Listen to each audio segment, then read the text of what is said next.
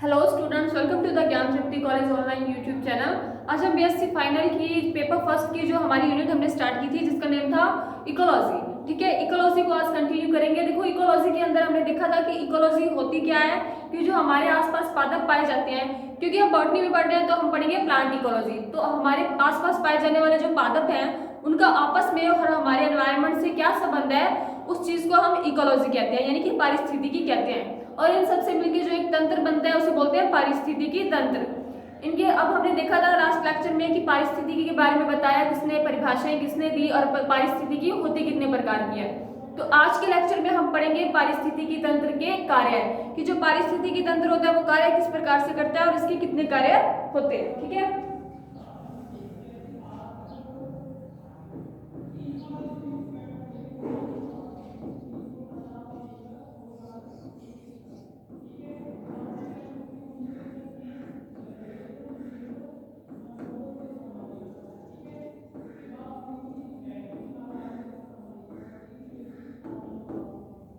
देखो अगर हम बेसिक लैंग्वेज में बात करें कि अगर हमें वन लाइन में आंसर देना हो कि पारिस्थितिकी तंत्र के कार्य क्या है, तो वन लाइन का इसका ये आंसर होगा कि जो पारिस्थितिकी तंत्र होता है वो हमारे एनवायरनमेंट में पाए जाने वाले विभिन्न प्रकार के पादप जंतुओं और उनका एनवायरनमेंट से क्या बना के रखता है, बैलेंस बना के रखता है, ताकि कोई भी चीज यानी कि कोई भी टॉक्सिक चीज या फिर जो भी हानिकारक चीज है उसकी मात्रा ज्यादा ना हो और जो लाभदायक चीज है उनकी मात्रा में कमी ना हो। यानी कि सारे जीवों का, पादपों का आपस में संबंध बना के रखना, आपस में बैलेंस संतुलन बना के रखना, जिससे किसी भी जीव को कोई हानि और किसी को भी कोई नुकसान ना हो, उसके लिए हमें क्या कहते हैं, वो पारिस्थितिकी तंत्र के कार्य होते हैं। अब पारिस्थितिकी तंत्र के जो कार्य हैं इनको निम्न चरणों में हम समझते हैं।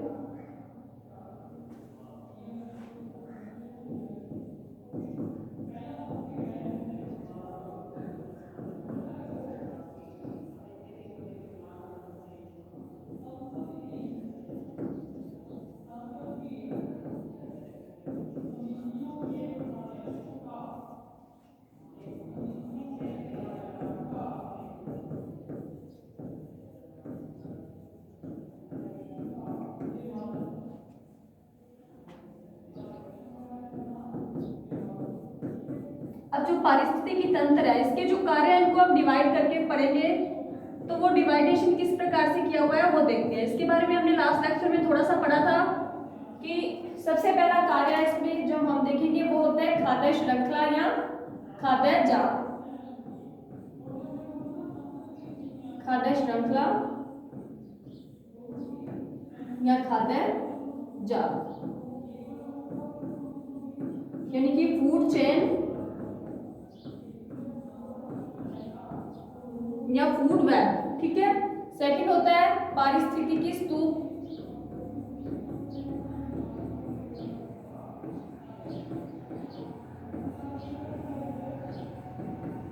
इकोलॉजिकल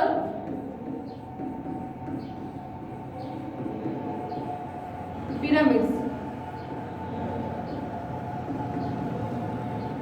नेक्स्ट स्टेप होता है इसके अंदर हमारे पास ऊर्जा प्रवाह, यानी कि जो एनर्जी का फ्लो होता है वो सब में कितना होता है, किस प्रकार से होता है और उसमें कितने परसेंट होता है, यानी कि कितने परसेंट एनर्जी होती है वो जो एक पादप से दूसरे पादप या एक जीव से दूसरे जीव में जाती है। और उसके बाद लास्ट स्टेप होता है हमारे पास खनिज पदार्थों का चक्रीकरण। इसके बारे में मैंने आपको बेसिक जानकारी तो थी चारों के बारे में लास्ट लेक्चर में दे दी थी कि इन चारों को बेसिक रूप से क्या कहते हैं, लेकिन अब हम इनको स्टेप बाय स्टेप एक एक की स्टडी करेंगे, उसको कंप्लीटली समझेंगे। देखो सबसे पहला हमारे पास जो है हमारा टॉपिक है वो है खाद्य श्रृंखला। तो सबसे पहले आज हम जो पढ़ेंगे वो खाद्य श्रृंखला के बारे में पढ़ेंगे, बाकी को हम क्लियर कर देते हैं। ठीक है, अब देखो क्या होती है खाद्य श्रृंखला।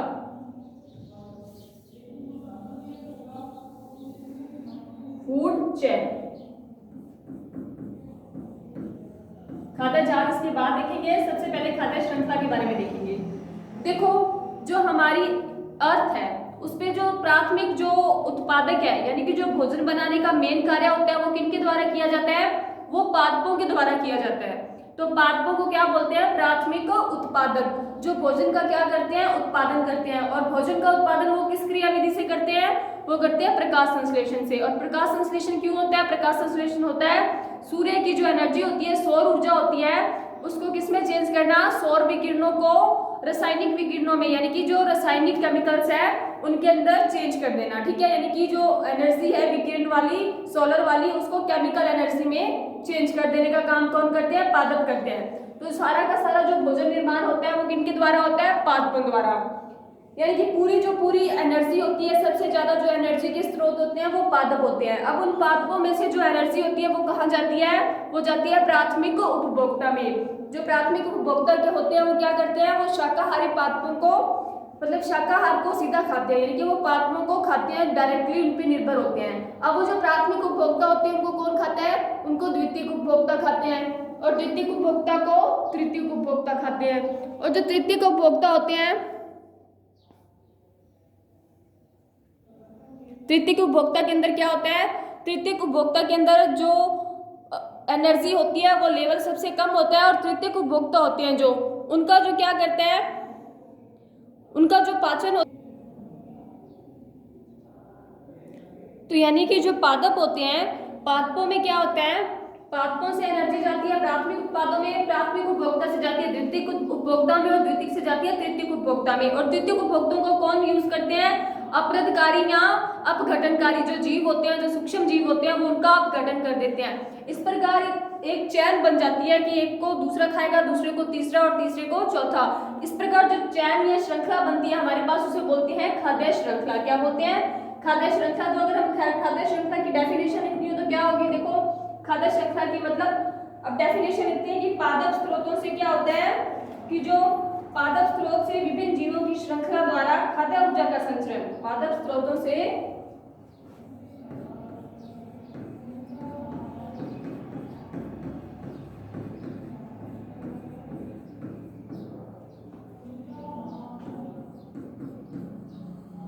विभिन्न जीवों द्वारा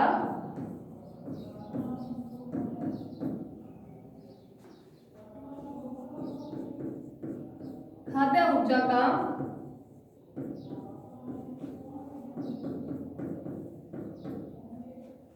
संचरण खाद्य श्रृंखला कहलाता है। इसकी और डेफिनेशन भी अपने लिख सकते हैं। ये तो इसकी होगी फर्स्ट डेफिनेशन या इजी डेफिनेशन। और दूसरी डेफिनेशन क्या लिख सकते हैं कि जब सूर्य की विकिरणों का उपयोग करके पादपों द्वारा कार्बनिक भोजन का निर्माण किया जाता है, उस कार्बनिक भोजन से प्राप्त ऊर्जा का एक स्तर से दूसरे स्तर, दूसरे स्तर से अपने अन्य विभिन्न स्तरों में जाना क्या कहलाता है? खाद्य श्रृंखला कहलाता है। पादप स्रोतों से विभिन्न जीवों द्वारा खाद्य ऊर्जा का संचरण खाद्य श्रृंखला कहलाता है। अब देखो, जब वो पादपों ने वो ऊर्जा ग्रहण की तो वो ऊर्जा को पहले कौन लेगा? प्राथमिक उपभोक्ता, फिर एक जीव में गए, फिर द्वितीयक उपभोक्ता दूसरे जीव में, और इस प्रकार आगे से आगे उसका ऊर्जा का क्या होता रहता है? संचरण होना जाता है। और उसको क्या बोलते हैं? खाद्य श्रृंखला कहते हैं। देखो, सबसे ज्यादा एनर्जी होती है किसमें? पादपों में। ठीक है, पादपों में 100% एनर्जी हुई मान लो। तो अब इसमें जो आगे प्राथमिक उपभोक्ता में एनर्जी ट्रांसफर होगी वो कितनी होगी? प्राथमिक उपभोक्ता में जो एनर्जी ट्रांसफर होगी वो होगी इसका सिर्फ 10%, यानी 90% तो पादप यूज कर लेते हैं और इसका 10% कहाँ चला जाता है? आगे प्राथमिक उपभोक्ता में चला जाता है। अब इस 10% का भी 90% कौन यूज कर लेंगे? प्राथमिक उपभोक्ता यूज कर लेंगे, और उसका आगे कितना चला जाएगा? 10% किसमें चला जाएगा? द्वितीयक उपभोक्ता में। इस प्रकार जो एनर्जी होती है उसका जो फ्लो होता है, जब एक जीव से दूसरे जीव में होता है तो ऊर्जा का क्या होता रहता है? ह्रास होता रहता है, यानी कि ऊर्जा की कमी होती रहती है। अब इसको बोलते हैं प्राथमिक पोषण स्तर, द्वितीयक पोषण स्तर। ये सारे जो सारे स्तर है इनको बोलते हैं पोषण स्तर। क्या बोलते हैं? पोषण स्तर या फिर खाद्य स्तर। अब हम बता सकते हैं कि प्रथम पोषण स्तर में जो ऊर्जा होती है वो अधिकतम होती है, और अंतिम जो खाद्य स्तर या पोषण स्तर होता है उसमें जो ऊर्जा होती है वो क्या होती है? न्यूनतम होती है। अब लास्ट में क्या होते हैं? अपघटनकारी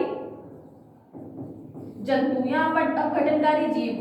अपघटनकारी जो सूक्ष्म जीव होते हैं इनके अंदर जो ऊर्जा की मात्रा होती है वो क्या होती है? निम्नतम होती है, यानी कि सबसे कम होती है। और जो पादप होते हैं इनके अंदर ऊर्जा की मात्रा क्या होती है? ऊर्जा की मात्रा अधिकतम।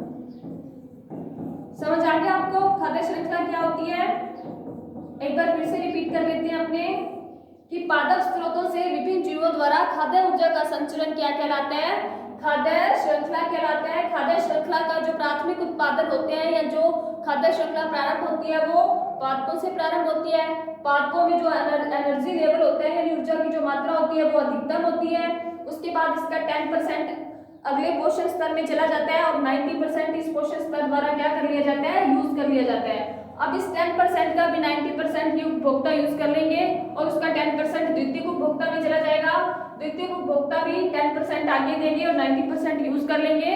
तो जो लास्ट में जो पोषण स्तर बचते हैं हमारे पास अपघटनकारी जीव, उनमें जो ऊर्जा की मात्रा होती है वो क्या होती है? निम्नतम होती है, यानी कि सबसे कम होती है। ठीक है, उसके बाद हम देखते हैं कि जो खाद्य श्रृंखला होती है वो कितने प्रकार की होती है। खाद्य श्रृंखला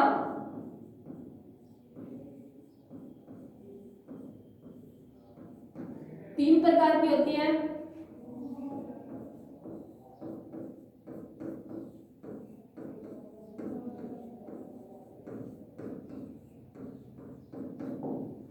ठीक है, सबसे पहली होती है परभक्षी खाद्य श्रृंखला।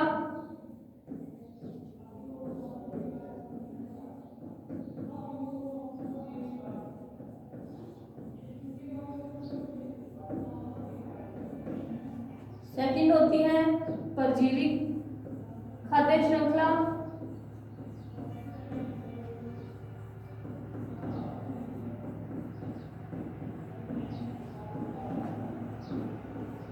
और थर्ड होती है मृतजीवी या मृतोपजीवी खाद्य श्रृंखला। अब इन तीनों प्रकार की जो खाद्य श्रृंखलाएं होती हैं इनमें डिफरेंस क्या होता है वो देखते हैं।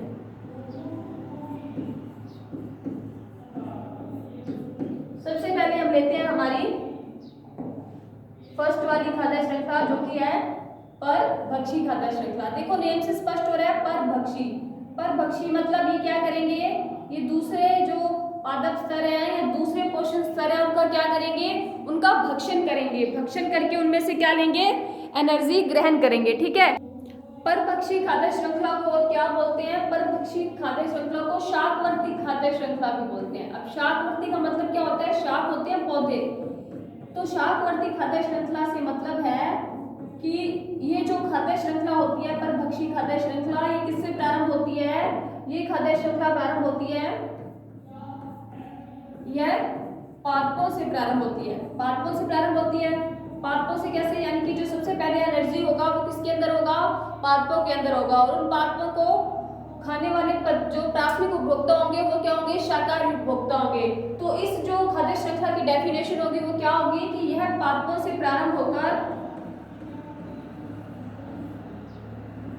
यह खाद्य श्रृंखला पादपों से प्रारंभ होकर शाकाहारी जंतुओं के माध्यम से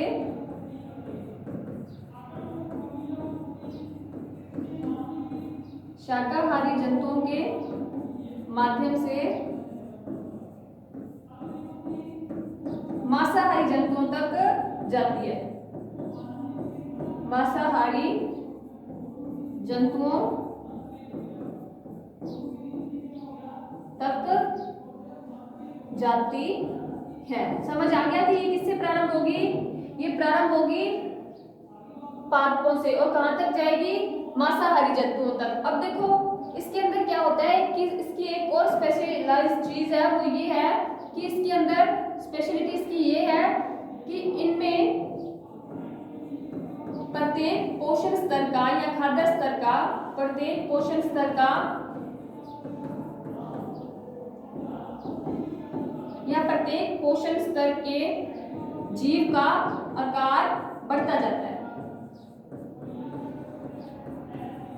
जीव का आकार बढ़ता जाता है। कैसे? देखो इसका क्या मतलब है इस लाइन का?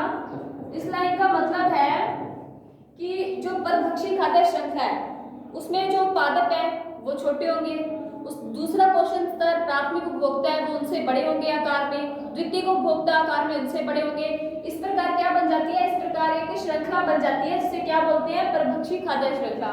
इसका एग्जाम्पल देखते हैं हम, चरागाह की खाद्य श्रृंखला। चरागाह क्या होता है, जहाँ विभिन्न प्रकार के जो क्या होते हैं पशु पक्षी अपना भोजन प्राप्त करते हैं। चरागाह खाद्य श्रृंखला कैसे होती है ये देखते हैं। देखो चरागाह खाद्य श्रृंखला में क्या होता है, सबसे पहले क्या होगी, घास पौधे के रूप में, हरे पौधे के रूप में यहाँ काम करेगी घास। घास को कौन खाएगा, इसको खाते हैं टीडे। ये तो क्या हो गए प्राथमिक उपभोक्ता। अब प्राथमिक उपभोक्ता यानी कि जो टीडे का आकार है वो घास से क्या होगा, बड़ा होगा, ठीक है। उसके बाद ये टीडे को कौन खाएगा, इसको खाता है मेंढक। तो मेंढक क्या हो गया, मेंढक हो गया द्वितीयक उपभोक्ता। अब मेंढक का आकार क्या होता है, टीडे से बड़ा होता है। और उसके बाद मेंढक को कौन खाता है, मेंढक को खाता है सांप। इस प्रकार ये जो एक खाद्य श्रृंखला बनी है ये कौन सी खाद्य श्रृंखला है, परभक्षी खाद्य श्रृंखला। अब परभक्षी खाद्य श्रृंखला का जो स्पेशलिटी थी वो क्या थी कि इसमें प्रत्येक पोषण स्तर का जो आकार है वो क्या हो जाएगा, बढ़ता जाएगा। तो सांप का आकार क्या होगा, सबसे बड़ा होगा और इसको क्या बोलेंगे, तृतीयक उपभोक्ता।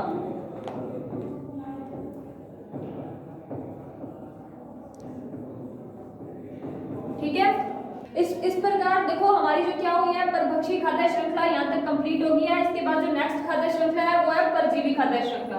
अब देखते हैं परजीवी खाद्य श्रृंखला में क्या होता है। देखो परजीवी खाद्य श्रृंखला नंबर 2 में इसकी जो स्पेशलिटी होती है वो क्या होती है, परजीवी यानी कि पैरासाइट। पैरासाइट कौन होते हैं, जो दूसरे पे निर्भर करते हैं, परजीवी खाद्य श्रृंखला। अब ये जो खाद्य श्रृंखला होती है ये किससे प्रारंभ होती है, ये खाद्य श्रृंखला प्रारंभ होती है, ये भी शाकाहारी जंतुओं से प्रारंभ हो सकती है या फिर मांसाहारी जंतुओं से प्रारंभ हो सकती है। लेकिन इनके अंदर देखो, इनके अंदर जो डिफरेंस होता है वो क्या होता है, डिफरेंस ये होता है कि इसमें जो ऊर्जा का क्रम होता है, एनर्जी फ्लो होता है वो कैसे होता है, वो बड़े आकार के प्राणियों से छोटे आकार के प्राणियों में होता है। जो परभक्षी खाद्य श्रृंखला थी उसके अंदर जो एनर्जी फ्लो हो रहा था वो छोटे आकार के प्राणियों से बड़े आकार के प्राणियों में हो रहा था, यानी कि उनमें जो प्रत्येक पोषण स्तर पे क्या हो रहा था, जो आकार था वो जीवों का बढ़ रहा था। लेकिन इस खाद्य श्रृंखला के अंदर, इस खाद्य श्रृंखला के अंदर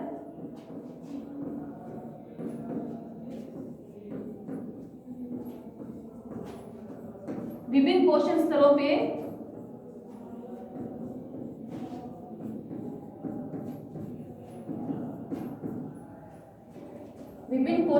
में ऊर्जा प्रवाह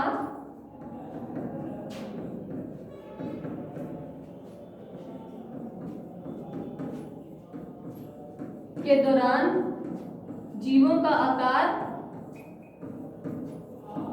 कम होता है। ठीक है, अब वो कैसे होता है वो एक एग्जांपल से समझेंगे। सबसे पहले अपने लेते हैं कोई भी शाकाहारी जंतु, लेकिन देखो इसकी एक स्पेशलिटी ये है कि ये भी किससे प्रारंभ होती है, यह खाद्य श्रृंखला भी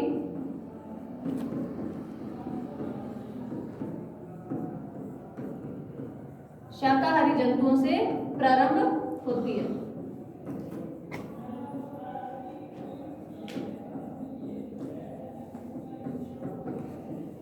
अब देखो इसका एग्जांपल क्या होगा, इसमें सबसे पहले हम लिखते हैं कि जो परजीवी होता है वो किसी भी मनुष्य या किसी जंतु के अंदर रहता है और अपना क्या करता है, भोजन प्राप्त करता है।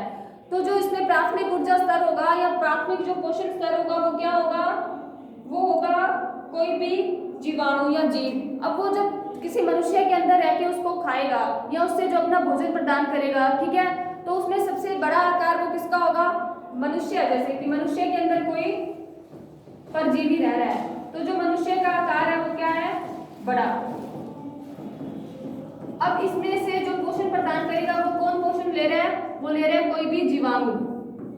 अब ये जो जीवाणु है किससे, मनुष्य से जो पोषण ले रहा है, तो जीवाणु का आकार मनुष्य के आकार में क्या है, छोटा है। तो इस प्रकार इसमें एनर्जी फ्लो के दौरान क्या होता रहता है कि जो आकार होता है उसमें कमी आती रहती है।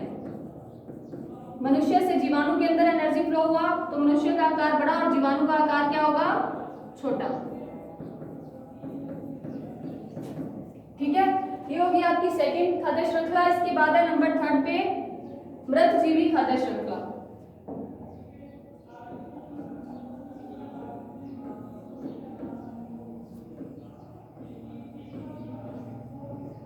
मृतजीवी खाद्य श्रृंखला, देखो मृतजीवी खाद्य श्रृंखला को एक और नाम से भी जाना जाता है, उसको बोलते हैं अपृतकारी खाद्य श्रृंखला। अपृतकारी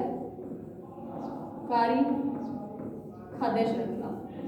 इस खाद्य श्रृंखला के अंदर क्या होता है, इस खाद्य श्रृंखला की ये स्पेशलिटी है कि ये जो श्रृंखला स्टार्ट होती है ये शाकाहारी जंतुओं या पादपों से प्रारंभ ना होकर ये किससे स्टार्ट होती है, ये स्टार्ट होती है अपृतकारी जीवों से।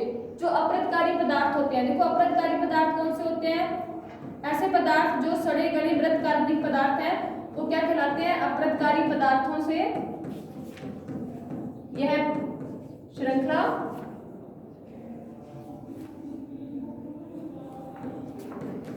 प्रारंभ होती है। प्रारंभ होती है और कहां तक जाती है, प्रारंभ होकर सूक्ष्म जीवों तक जाती है।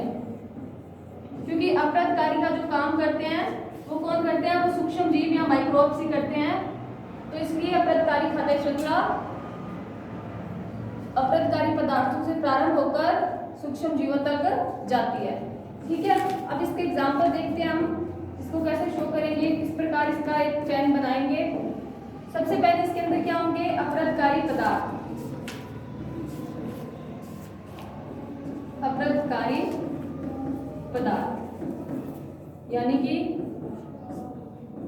सड़े गले मृत कार्बनिक पदार्थ।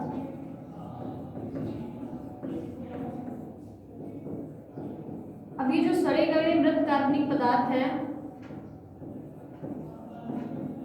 इनको कौन उपयोग करेगा, इनको उपयोग करेंगे, देखो सबसे पहले जो थोड़े बड़े जीव हैं, जैसे कि अब ये भूमि के अंदर पाए जाते हैं, मिट्टी के अंदर होते हैं अपृतकारी पदार्थ, तो वहां से इनको कौन लेते हैं, वहां से इनको लेगा केंचुआ।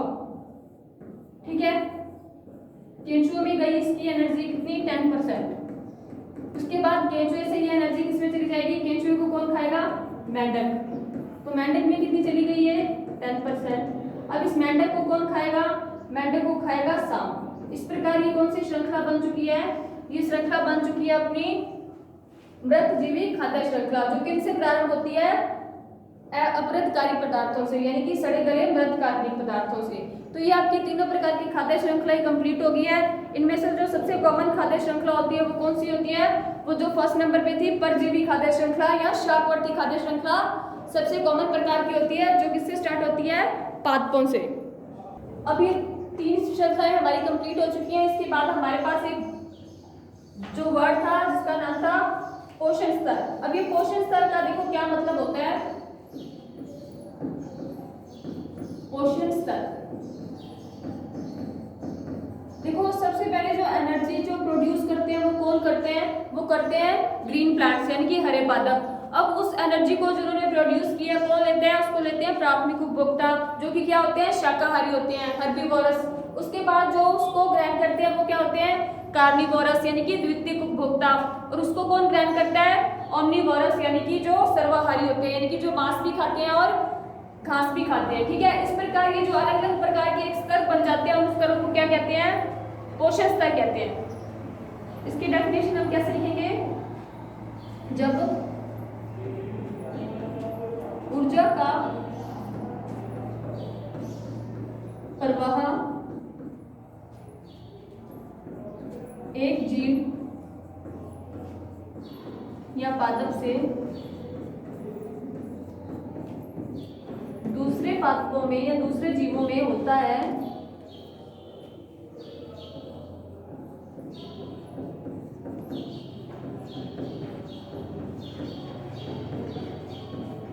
तो वह विभिन्न प्रकार के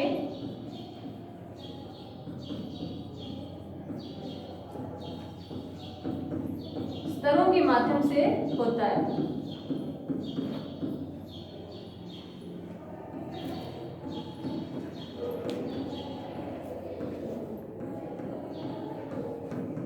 स्तरों के माध्यम से होता है, जिसे क्या बोलते हैं, जिसे पोषण स्तर या खाद्य स्तर बोलते हैं, जिसे पोषण स्तर या खाद्य स्तर कहते हैं। ठीक है, अब देखो इसके अंदर जो ये खाद्य स्तर है इनको शो कैसे करते हैं। ये खाद्य स्तर को शो करने के लिए एक सिंबल का यूज किया जाता है, वो होता है कैपिटल टी, यानी कि खाद्य स्तरों को या पोषण स्तरों को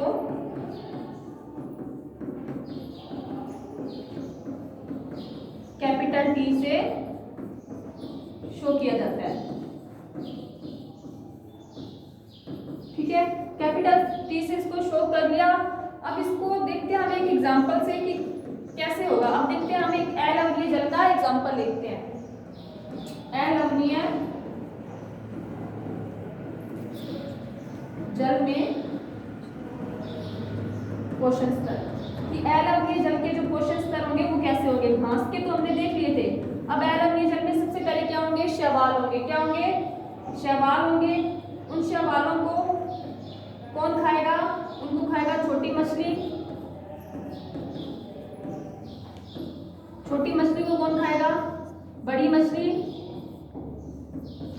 और जो बड़ी मछली है उसको कौन खाएगा, उसको खाएगा मनुष्य। ठीक है, अब ये हो गया अलवणीय जल का खाद्य श्रृंखला। अब इसमें जो सबसे पहला टी से इसको शो करना है, तो शैवाल क्या हो गए T1 पोषण स्तर, छोटी मछली T2, बड़ी मछली T3 और मनुष्य T4। इस प्रकार जो ऊर्जा का प्रवाह होता है वो एक स्तर से दूसरे स्तरों में होता रहता है और क्या बनती रहती है, श्रृंखलाएं बनती रहती हैं, खाद्य श्रृंखलाएं, और जिनको बनने वाले स्तरों को क्या बोलेंगे, पोषण स्तर बोलेंगे। ठीक है, अब देखो विभिन्न प्रकार की जो खाद्य श्रृंखलाएं होती हैं वो आपस में जब मिल जाती हैं, यानी कि जो हमारा एनवायरनमेंट है उसमें ऐसा फिक्स नहीं है कि एक प्रकार की खाद्य श्रृंखला पाई जाएगी। किसी भी जीव को कोई भी जीव खा सकता है। ये जरूरी नहीं है कि मेंढक को सिर्फ सांप ही खाएगा, मेंढक को और कोई भी जीव खा सकता है। इस प्रकार जो हमारा एनवायरनमेंट होता है, पारिस्थितिकी तंत्र होता है, वो अलग अलग प्रकार की खाद्य श्रृंखलाओं से मिलकर बना हुआ होता है। जब इन खाद्य श्रृंखलाओं को आपस में मिला दिया जाता है तो एक जाल का निर्माण होता है, जिसे क्या बोलते हैं, खाद्य जाल या फूड वेब।